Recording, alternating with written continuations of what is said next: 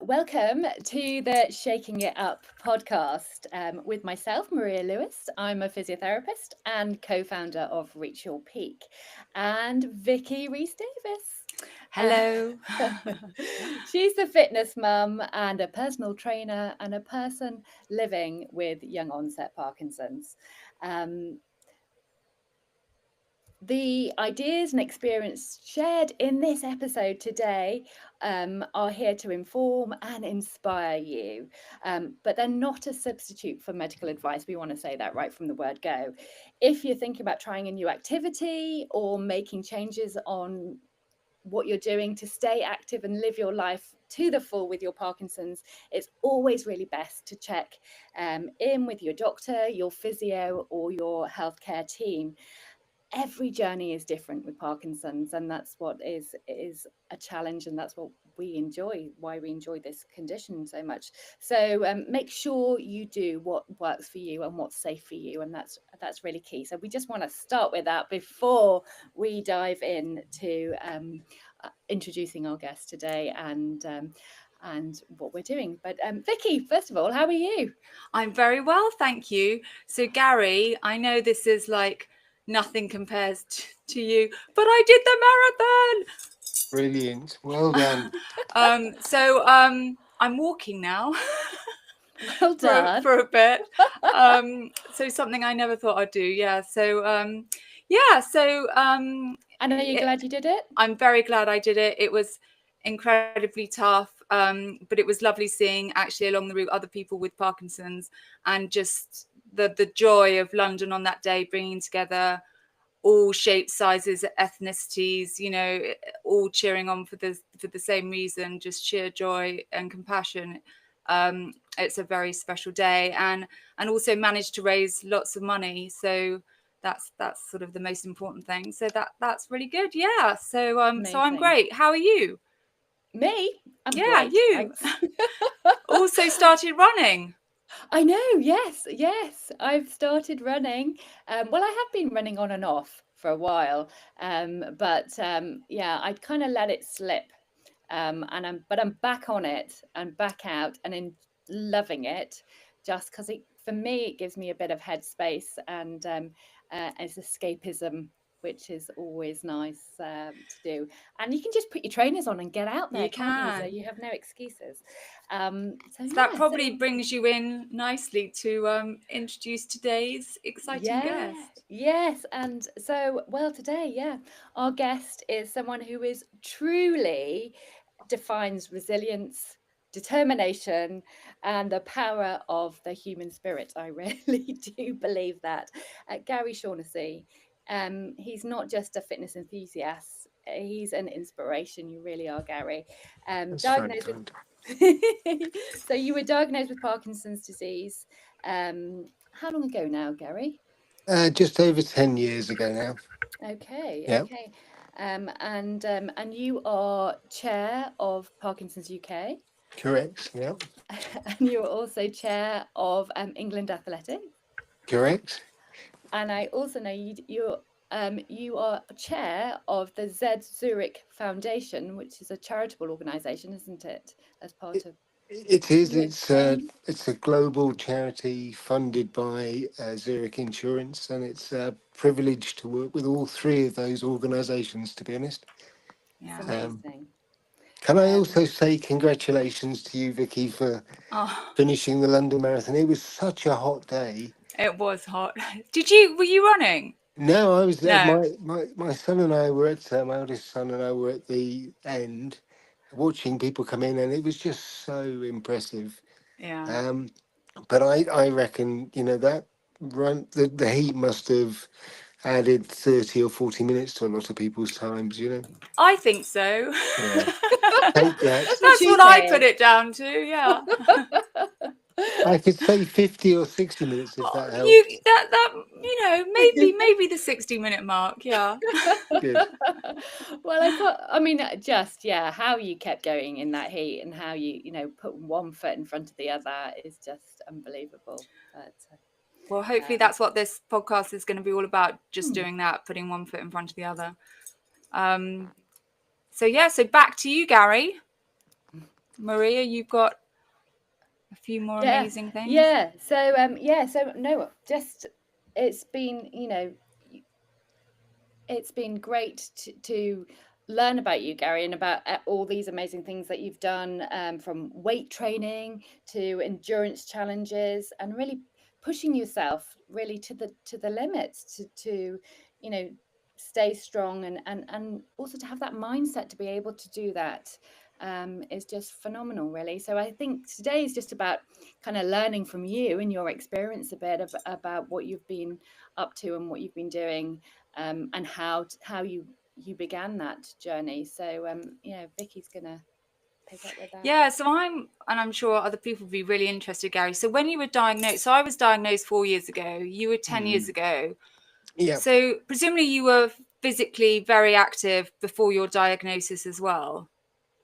I played a lot of football. I played football till I was 46. I was diagnosed when I was 48. I did, I'd say reasonably active. I don't think I was Okay. exceptionally active, but I was reasonably active.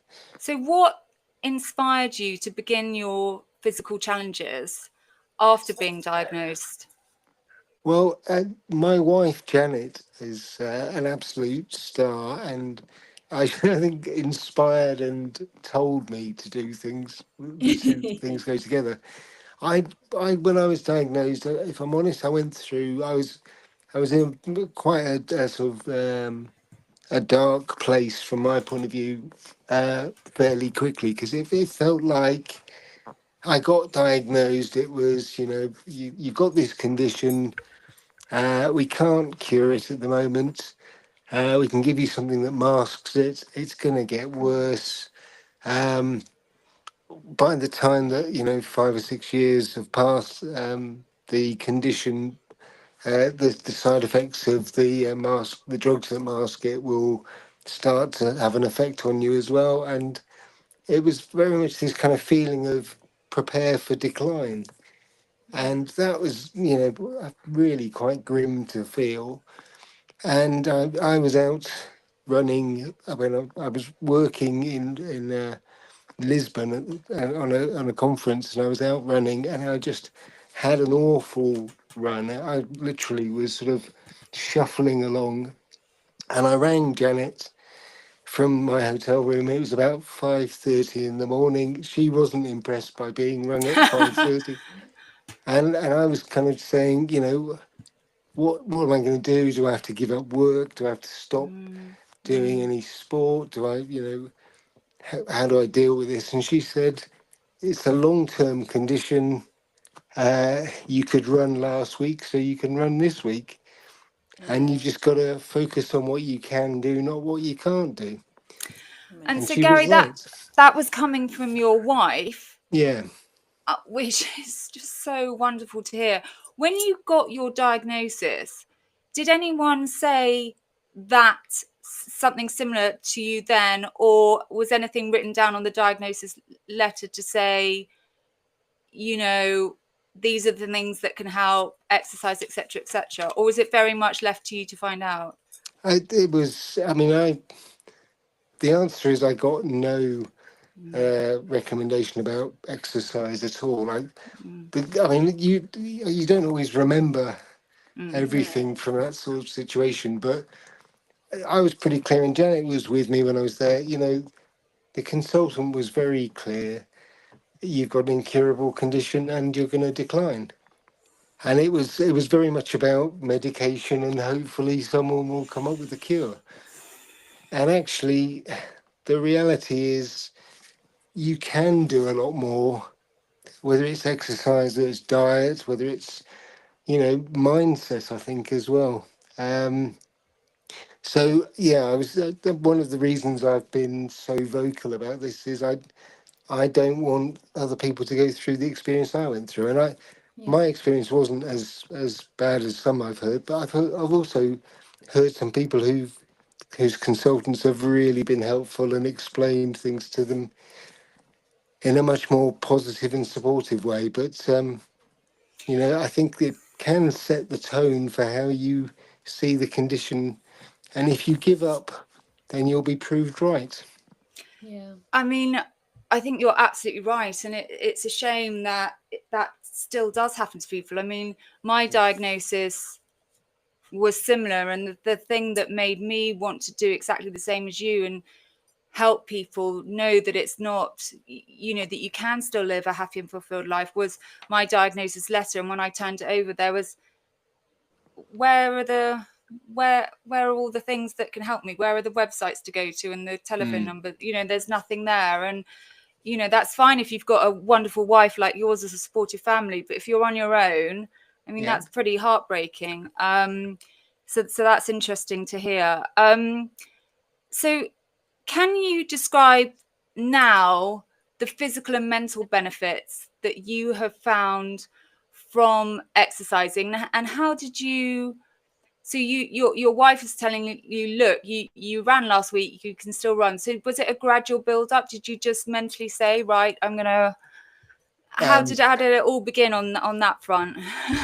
it wasn't a gradual build up, I'm afraid, because so we'd with I was a member of a local athletic club, and we'd entered the Barcelona Marathon, and Oh, wow. there Okay. was, I think, about 35 of us from the club. We all went over, and I was working for Zurich, and Zurich sponsored the marathon. And I hadn't done enough training, which has been a bit of a theme in the 10 years since. But I got myself back into I can do this, and I can really push myself. And Janet and I both ran. Janet beat Oh. me by 2 minutes, which she's Oh. never let me forget. Quite right. So Um, the challenge is so on after that. yeah, but she's refused to race against me since. So Mm. and that was the start, really. It kind of Mm, what I've ended up doing since then is, you do one marathon and you think, well, I'll enter another one, and this time I'll train properly, and yeah. I'll get it right. And I've never quite managed to achieve Get that, there. and then it's sort of built from there, really. I mean, I mean, you sound so positive and upbeat, so it's obviously had a massive impact on you and sort of helped you turn something that's a negative actually into a positive. Are there any specific exercises or routines that you found particularly helpful when training for those big events? You know, obviously you need that mindset. What Yeah. would you say to people out there just starting? Do you think start out small? How do they stay positive, and what are the things that have helped you? Yeah, I mean, I think three things have helped me, really. One is friends and family. Yeah. And, if you go out on a run with someone, and not every time that you run are you going to feel good. And, I find I go out with Tadley runners and with the Silchester run group, and, I can chat with people, or I can try and be at the front and really push myself. And it varies according to how I feel on that day. Mm.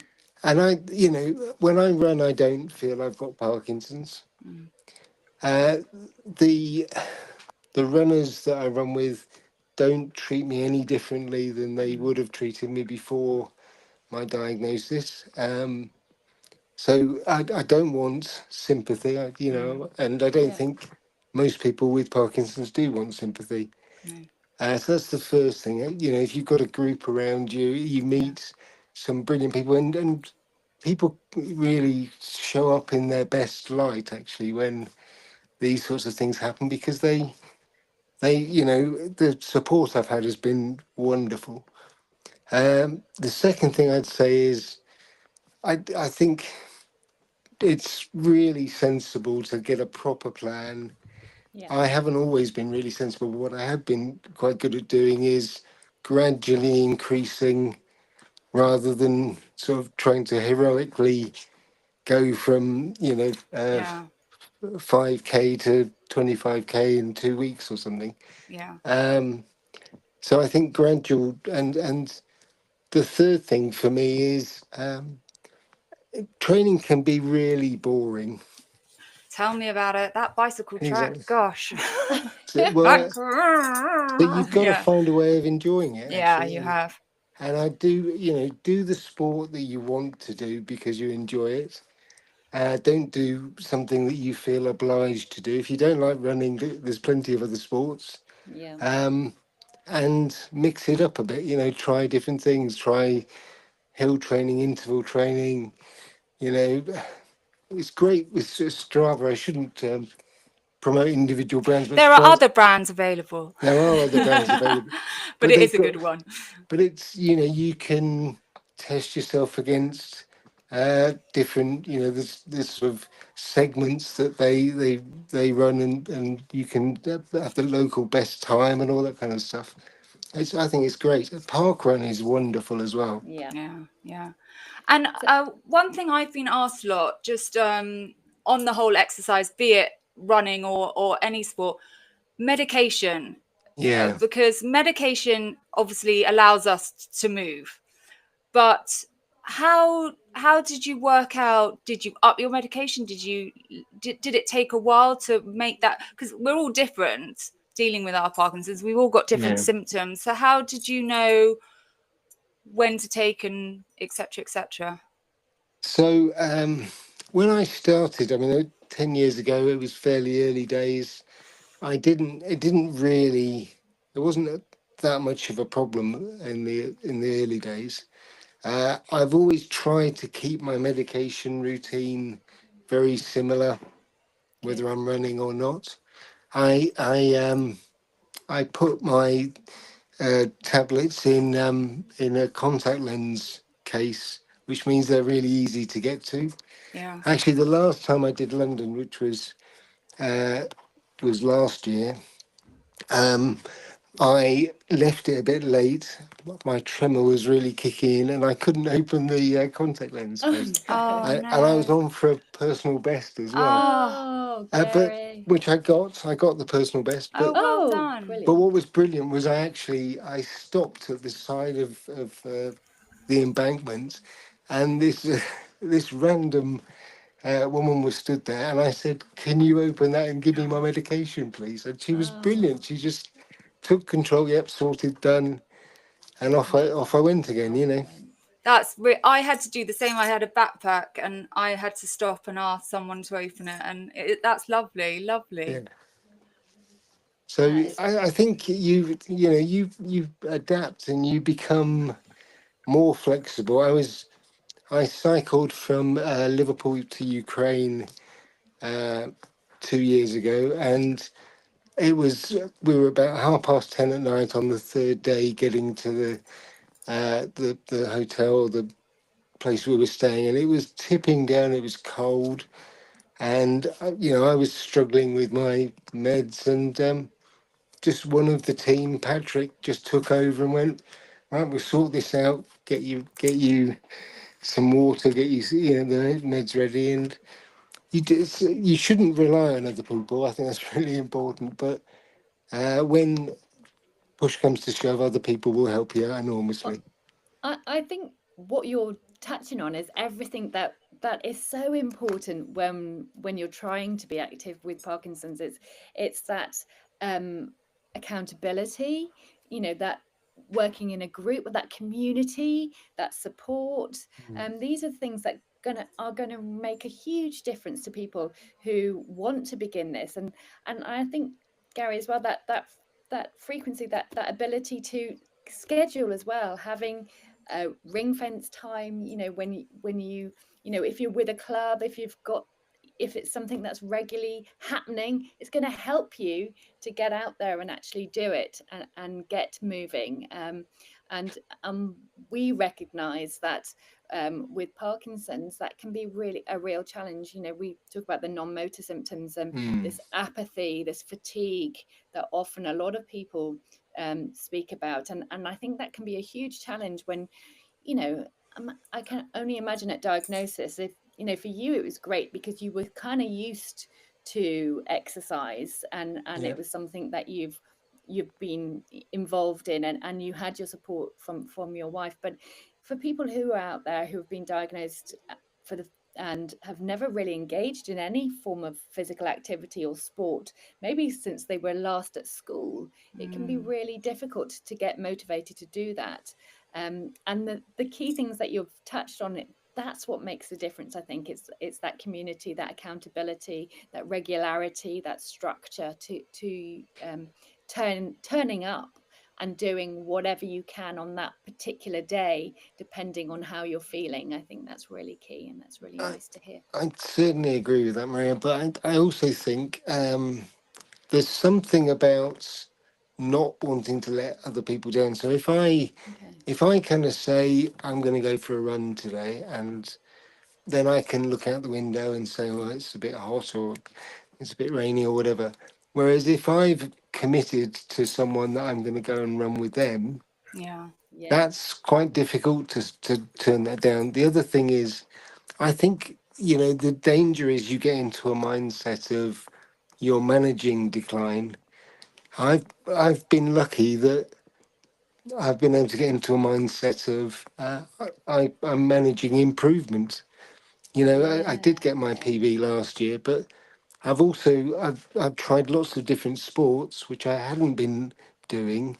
I'm a useless golfer, but I'm a better golfer than I was, Okay, you know, good. and that's a really makes you feel much more positive when you've gone out, you've improved what you're doing. With I did kayaking with a good friend of mine, Dave Carver. We kayaked 3 lakes, one in Wales, one in Windermere, and one in Loch Awe in Scotland.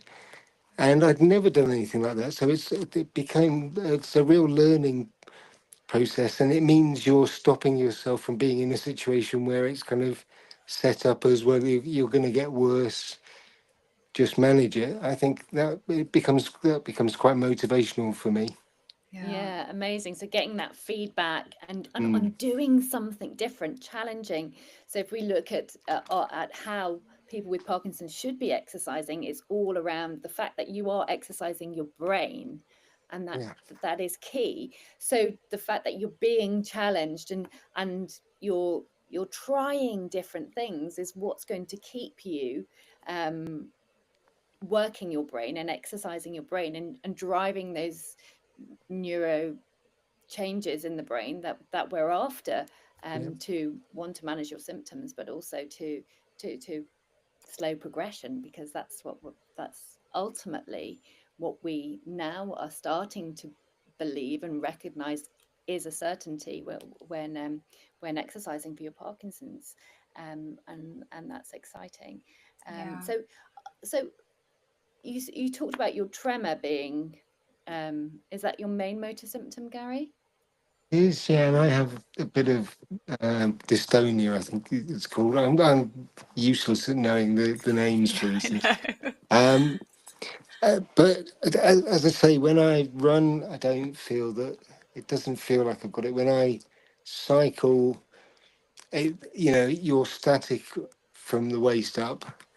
Yeah. So it's better, but it's not gone, if you like. But I just think sport generally takes your mind off, and that's got to be a good thing. Yeah. Yeah. Because Vicky, you talked about you have a bit of dystonia, don't you? And it's quite common to see that with people with some exercise as well. Um, Yeah, so for me, it's actually one of the side effects I think I'm getting from taking Cinemat. So whilst Mm, it allows me to move, it's also so when I run, sort of it's on my left side at the moment, and yeah, so my foot tends to turn out. But it's just recognizing that, and it doesn't last. I suppose it's sort of on and off for 20 minutes or so. Um, yeah, but I don't. My mother and grandmother had Parkinson's as well, and they didn't shake. Actually, it was all slowness of movement. So sometimes for mm. me, when I'm running, it can feel like I'm running in treacle. So it's just quite slow. But the thing that's so lovely and makes me smile and just like want to hug Gary is just that it's just you living your best life. I just like I can just see you out there on the lakes, and it's just such an inspiration for people out there. I mean, how do you get someone, as Maria said, that's the last time they exercised was when they had to put on their horrible sports kit at school Yeah, in the rain when it was freezing cold. It was their least favorite lesson.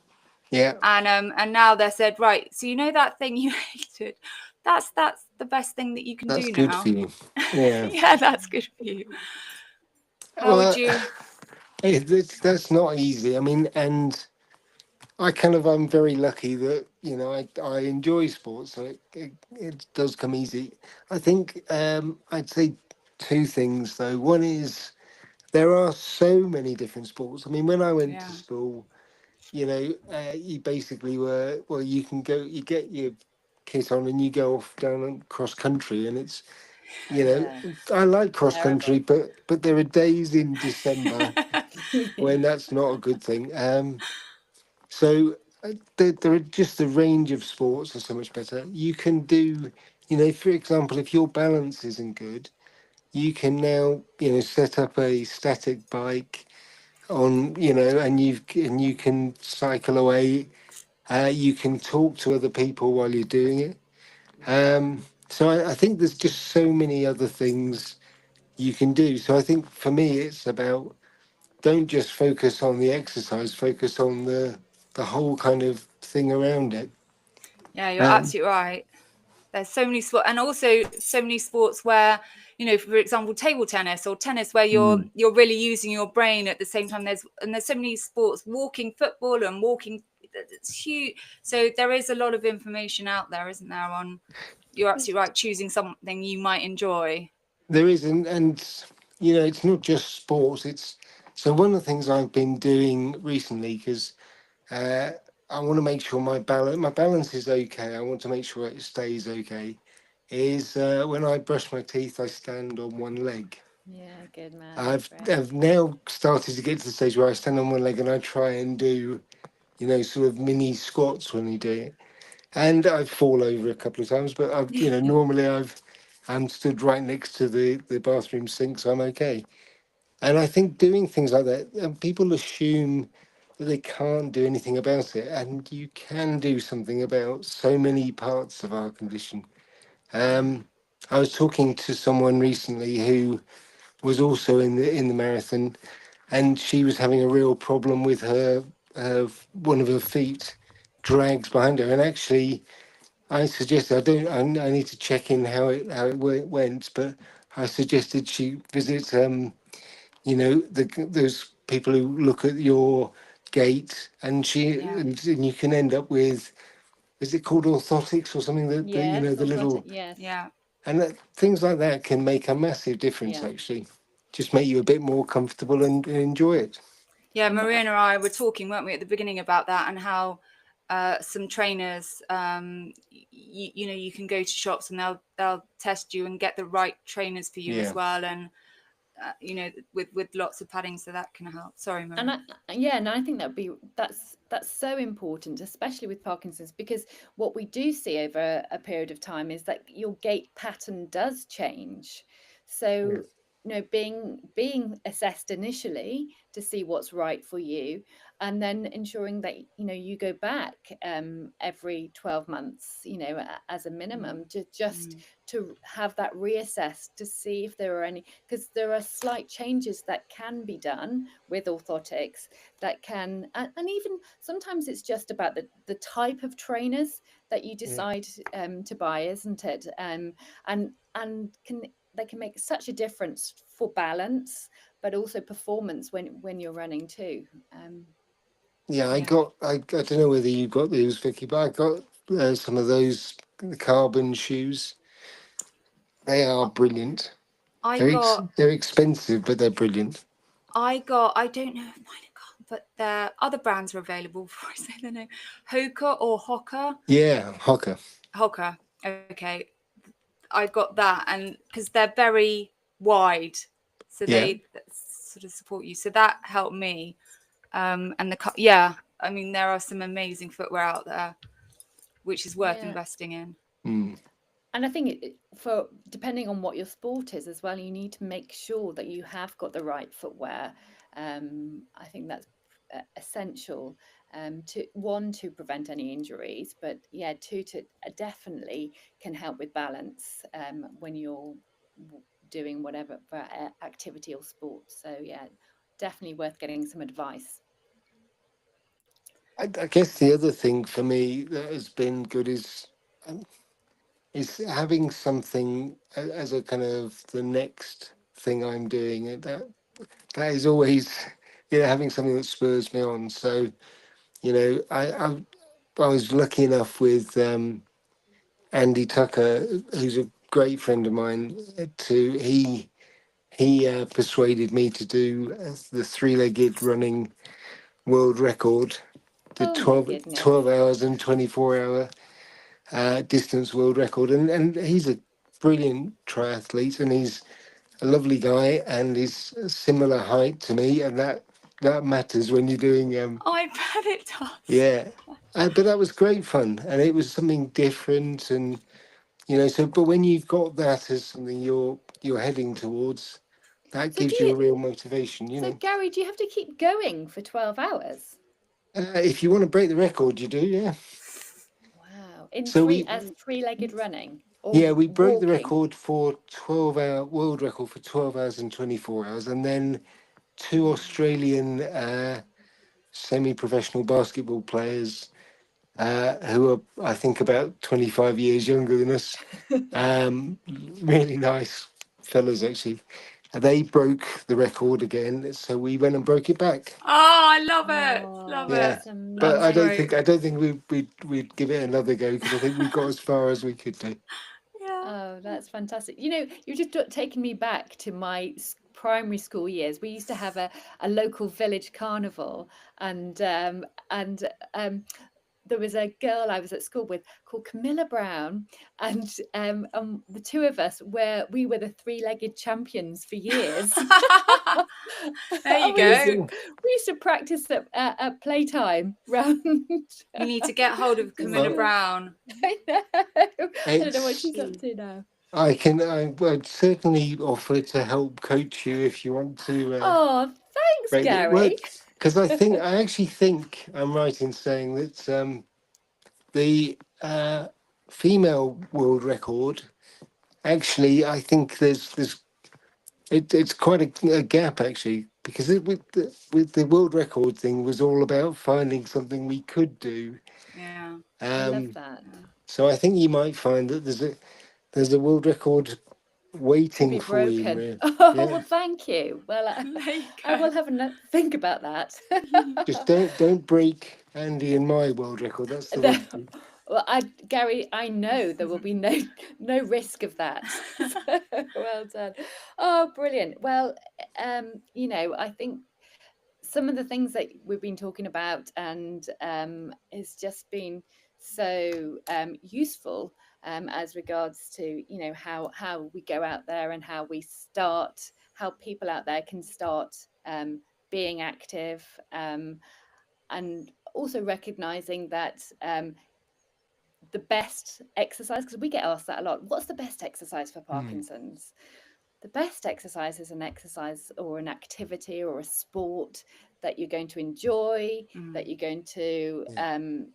mm, do mm, for the long haul, because this is part of it, isn't it? This is something that you've got to, if you're going to use exercise to treat your Parkinson's, if you're going to use activity, then it's something that you're going to have to do for the long haul.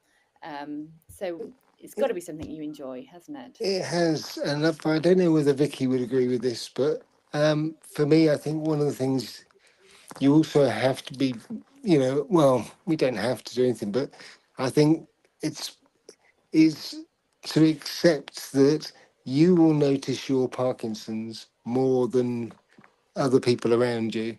So, I mean, when I first started golf, for example, I was really conscious if I'm lining up to do a putt, and you could see my tremor.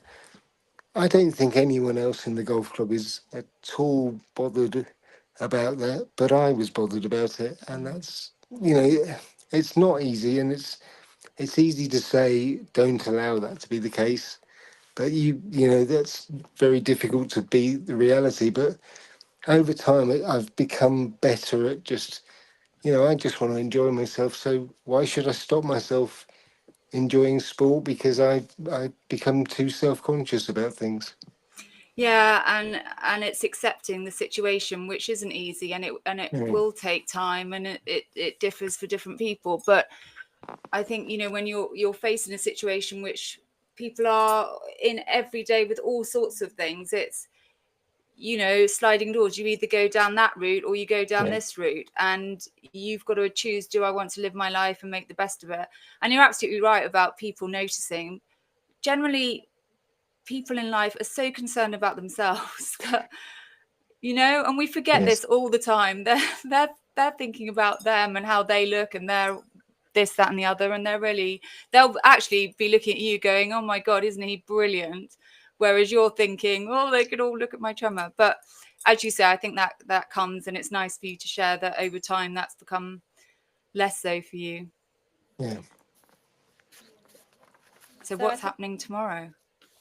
yeah. What's next, Gary? So the things are stepping up a bit this from tomorrow. I So should think so. You haven't done enough. now I've been very quiet recently. So I've got I'm going with Will Cook and the team from Cure Parkinsons. And we're going to the Alps and 6 days of cycling, finishing on Mont Ventoux, the legendary Mont Ventoux. Then when I come back, I've got um, I'm doing a marathon in the Arctic Circle on an island that's Wow. 42.2 kilometers round, so it's perfect for marathons. At least it's a circle. It's just exactly, and There's a that's beginning good. and an end. Yeah. Then I've got the Hampshire Hoppit Marathon. We're doing Sorry, what is the Hampshire Hoppit? Is there it's hopping involved? no, No. it's a normal Okay, it's a marathon, normal marathon. except it's quite up and down. Okay. Okay. Then with some friends, I'm cycling in Ireland. Then with a group of people with Parkinson's from the UK, from Norway, from Canada. We're doing a cycle from the north of Portugal to the south of Portugal. Then I've Goodness. got we're climbing the Cutty Sark, Of course you Vicky, are. you shouldn't have asked. and I we're mean, doing in September doing something I'm really looking forward to actually, and I'd love people to get involved. We're going to do 30 sports in 30 days, oh, and how would people get involved with that? well, if Brilliant. they go to my website, which is www.garyschallenges.com. Uh, Gary'sChallenges.com. Okay. we're putting the list on, but they can also contact me and say whether they'd like to. We're going to do walking football, walking cricket. We're doing. There's a couple of big Parkinson's walks that we'll do. I'm doing. We've got a simulator so that I can do race. I can simulate riding on a racehorse. Wow. You wouldn't want to put me on a real racehorse, I don't think. We're doing canicross, so running with it with a dog. We're doing Oh, dance, which isn't my favourite subject at all, and Janet is a dance teacher, but I'm going to I give it a love a bit go. of dance. Yeah. We're going to do trampolining. We're going to Wow. Wow. do. We might do tug of war. We're just trying to sort that out. We're going to do uh, yachting, kayaking, That martial sounds arts, Oh, incredible. this is fantastic. That's a table great tennis. thing for people to be involved in. Yeah, well, in sports, Parkinson's have got a. They do it. There's a day which I'm going to go along to, which is a sportathlon, I think it's called, or The tri, triathlon. that's Yes. it, triathlon. Well, I'm going to be there. Vicky, I was going to hope you might be there as well. Yeah, With me, possibly. but that's Yeah. in June. That's Yeah. on June, June the 22nd, I'm going to say. I It's think that way. you're probably Something. right. Yeah. 22nd, 23rd. But yes, that's it's a great event. Yeah, I think it's their third, I It's a and great think. way It's for a people to come together. It is. Yeah. And there's So going to be, and there's lots of sports and things there for that day, isn't correct. there? For lots of things for people to try. You might get some more ideas, Gary, for your 31 days. I Yeah. mean, just quickly, going back 10 years, does your wife now regret saying that you were running last week? You can do it. No, Janet Is has she been. like, Gary, will I ever see you? Oh no, she's been an absolute star, and Oh, my the two most memorable events that I've had. One was when I did the London Marathon, and Janet and my kids, Michael, Daniel, and Bethan, all did it as well, and oh, that was just a very very proud mm, day. Yeah, And amazing. then we've also run with a group of unfortunately the kids who have a very aggressive neurological condition, and they run in and we push them in wheelchairs, and we help a group that do that, and it's like it's like having a carnival with this group. There's oh, laughter the whole way from start to finish, and so those have been my two best marathons, I think. oh, that's so Amazing. lovely to hear. So, Gary, I'm just going to ask you just to finish off, really. So, if there's somebody out there who has never exercised, who's just, may recently been diagnosed with Parkinson's, what's that advice you have for them? So my advice would be get some information about it. So don't risk making your first experience a bad experience. Get some information. You can. There's obviously Parkinson's UK's got stacks of information, and then work out who can help you do it. Whether it's friends, whether it's the local group. There are lots of. I mean, we've got sports centres that do special arrangements and for people with Parkinson's in terms of deals. We've got, so take advantage of all the support that's out there, and then be prepared to try it and enjoy it. Yeah, Yeah, yeah, And brilliant. you'll find it. Don't sort of think you're going to go from here from A to Z. You'll go all over the place, and kind of jump in. Really would be my recommendation. yeah. No, I Amazing, think you're absolutely amazing. right. And I mean, sorry, I was Rose. going to say we have a saying at Rachel Peak that something is better than nothing. So I think every day, when you're having one of those really low bad days, doing something which might just be getting out the house for 10-15 minutes and having a short walk, just be active, do something. You're gonna feel better afterwards, aren't you? Yeah. Yeah, yeah. Well, I mean, a Brilliant. huge thank you, Gary, for joining us today. It's been a real privilege, and hearing you share your incredible journey. Your strength, honestly, and commitment to fitness in the face of Parkinson's is nothing short of inspiring. You've given us all a powerful reminder that challenges, they really don't define us, and how we respond to them does. We're honoured, really honoured Uh, to have you on this podcast, and we know your story will continue to inspire others and uplift many people. So brings a tear to my eye listening to everything that you've done, and it's just such a joy to see you thriving and enjoying your life and living it to the best of your ability. So thank you so much. that's really kind of you. Thank you very much, and thank you for inviting me on. Pleasure. All the best as well, and good All the luck with the best. next marathon, Vicky. As Well, well. and good luck tomorrow. Yeah. Thank you very All much. right. Take care. Take See you care. Bye. soon. Bye. Bye.